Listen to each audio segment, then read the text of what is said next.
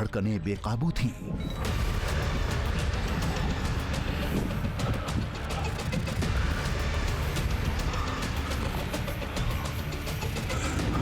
कदम कांप रहे थे। इन पलों को कैसे बयां करते, शब्द नहीं सूझ रहे थे, क्योंकि सामने आने वाला था भारतीय टीवी इतिहास में पहली बार स्वर्ग की सीढ़ियां साक्षात।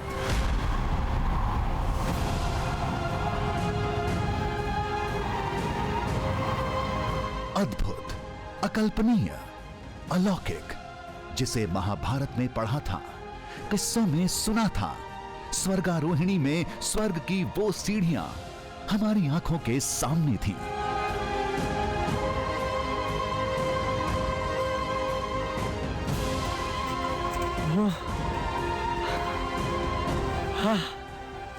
अनबिलीवेबल, जो इससे पहले कभी नहीं हुआ, वो आप आज टीवी 9 भारतवर्ष पर पहली बार देख रहे हैं। मैं इस वक्त स्वर्गारोहिणी ग्लेशियर पर हूँ और यकीन मानिए मैंने भी नहीं सोचा था कि मैं स्वर्ग की इस सीढ़ी को ठीक उसके नीचे बैठकर देखने वाला हूँ।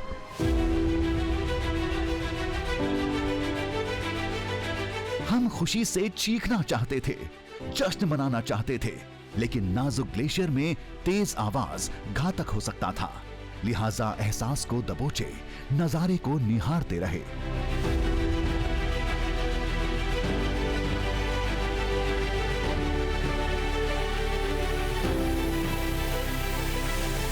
ये बिल्कुल मुमकिन नहीं था।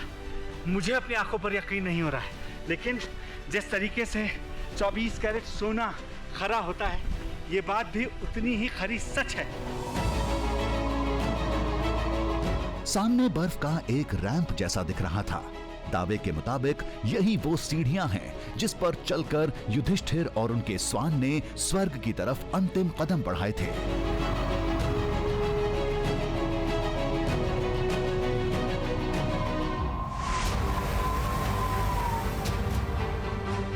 कहते हैं पहले यहां सीढ़ियां रही होंगी, अब उसके अवशेष रह गए हैं। फिर भी सीढ़ियों जैसा कुछ आकार दिख रहा था। आप गिन सकते हैं, सबसे पहली सीढ़ी, सबसे नीचे सबसे बड़ी जो दिख रही है, उसके ऊपर दूसरी सीढ़ी, तीसरी सीढ़ी, और उसके बाद सीढ़ी का रूप बिगड़ता जाता है। कुछ योगियों का दावा है पहले सीढ़ियां साफ दिखती थीं, लेकिन कलयुग के बढ़ने के साथ वो टूटकर बिखरती चली गईं। ये सबसे नीचे पहली सीढ़ी, और उसके बाद दूसरी सीढ़ी साफ नजर आती है, तीसरी सीढ़ी साफ नजर आती है। फिर वहां पर माना यह जाता है कि कलयुग की वजह से सीढ़ियां टूट गई। सीढ़ियों का रास्ता एक मैदान पर खत्म हो रहा था। मान्यताओं के मुताबिक यही वो जगह थी जहां इंद्र का विमान स्वर्ग से धरती पर उतरा था।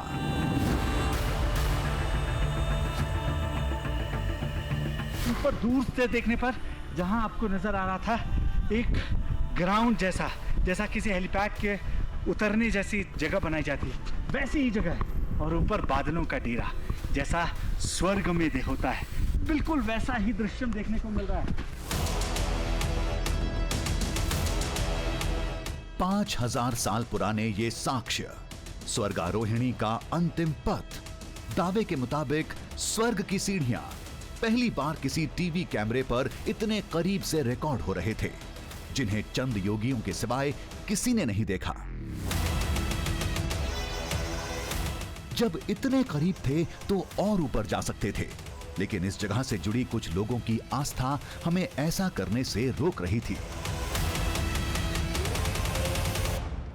इस स्वर्गारोहिणी के ऊपर कोई नहीं चढ़ पाया। लोगों की अपनी मान्यताएं हैं कि जिस तरीके से पाप कलयुग में बढ़ता जा रहा है, उसके बाद स्वर्ग का ये रास्ता इंसानों द्वारा तय कर पाने लायक बचा नहीं है। इसी वजह से कोई भी इंसान उस पर ऊपर तक चढ़ नहीं पाता है।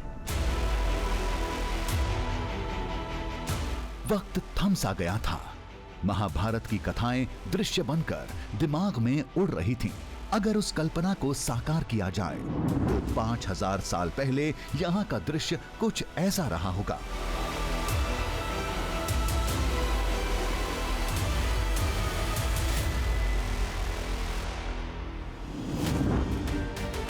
चेहरे पर विजय का भाव था, जो आज तक कोई नहीं कर पाया, उसे हमने कर दिखाया। स्वर्गारोहिणी ग्लेशियर में उस जगह को खोज निकाला जिसे महाभारत का पुराण, योगी तपस्वी और आज के पुरातत्व वैज्ञानिक स्वर्ग की सीढ़ी मानते हैं।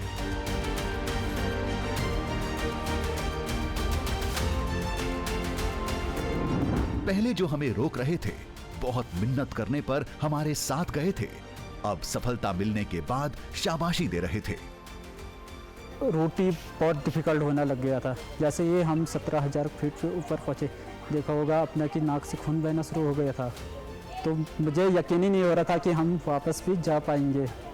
लेकिन जैसे ही वेदर चेंज हुआ, पूरा रूट पूरा धुंध छा गया था वहाँ पे। तो वहाँ से वापस आना, फिर हमने सोचा कि आज शायद वापस नहीं पहुँच पाएंगे। लेकिन जैसे ही हम वापस पहुँचे तो ये तो भैया ये आपने जो कर दिखाया वो अलग ही जुनून है इसमें। हमने जो भी देखा, जाना, समझा, उस पर जानकारों की मुहर लगनी अभी बाकी थी।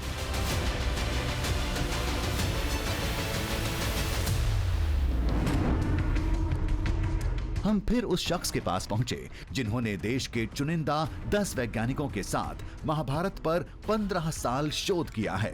पहले हमने वो जगहें दिखाई जहां युधिष्ठिर को छोड़ बाकी पांडवों ने दम तोड़ा था।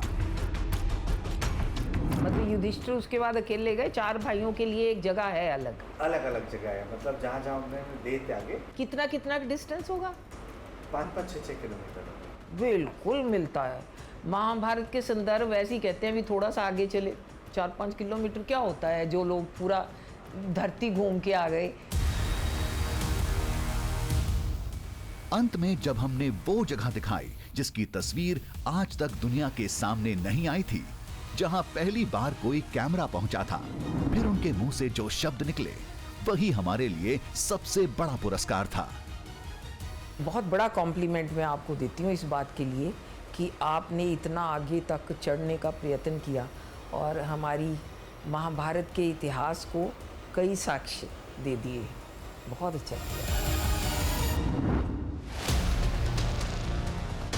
इस बार दृश्यम का खोज एक खेल बन गया था जिसमें जीत भी हो सकती थी और हार भी, लेकिन हिम्मत और मेहनत की कलम से हमने एक नया इतिहास रचा और खोज निकाला स्वर्गारोहिणी के उस हिस्से को जिसे दुनिया स्वर्ग की सीढ़ी कहती है।